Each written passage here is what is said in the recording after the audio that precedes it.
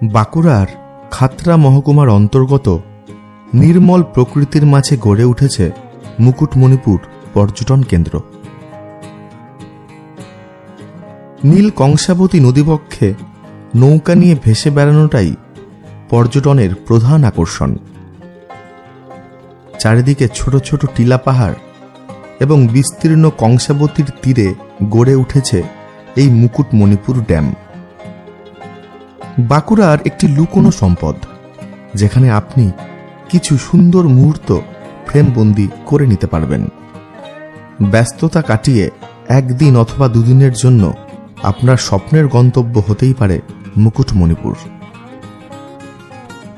মুকুটমণিপুরে কিভাবে আসবেন? মুকুটমণিপুরের নিকটবর্তী rail station Bankura. Bankura station থেকে মুকুটমণিপুরের দূরত্ব 51 কিলোমিটার। বাঁকুড়া থেকে ক্যাব অথবা বাসে খাতড়া হয়ে মুকুটমণিপুরে আসতে পারেন।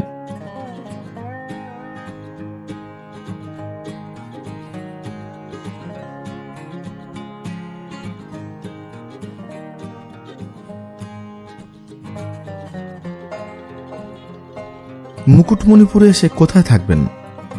মুকুটমণিপুরে থাকার সবচাইতে বেস্ট জায়গা হল সোনাঝুরি প্রকৃতি ভ্রমণ কেন্দ্র। WBFDC নিয়ন্ত্রিত এই রিসর্টে থাকতে হলে আপনাকে অগ্রিম অনলাইনে বুকিং করিয়ে রাখতে হবে। স্পট বুকিংয়ে ঘর পাওয়ার চান্স খুবই কম। এছাড়াও মুকুটমণিপুরে প্রাইভেট লজও আছে, সেখানেও থাকতে পারেন।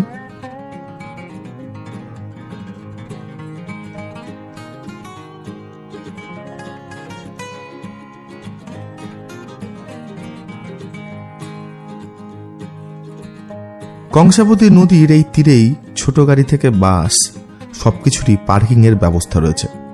ছোট গাড়ি পার্কিং প্লাস পিকনিক চার্জ 100 টাকা। আমরা নদীর তীরে দেখতে পেলাম সারি সারি নৌকা বাঁধা রয়েছে। প্রত্যেকটি নৌকাই খুব সুন্দরভাবে সাজানো।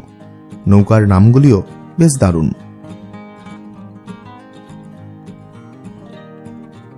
আমরা একটা নৌকা ভাড়া করলাম, 50 টাকা পার হেড। এই দেখুন, এই নৌকাটা আমরা হায়ার করেছি, এই কাকা আমাদের নিয়ে যাবে।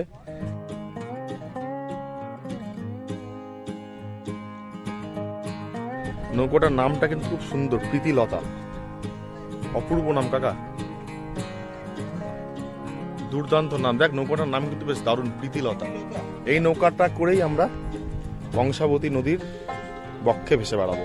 সোমনাথ ওঠ, আগে ওঠ।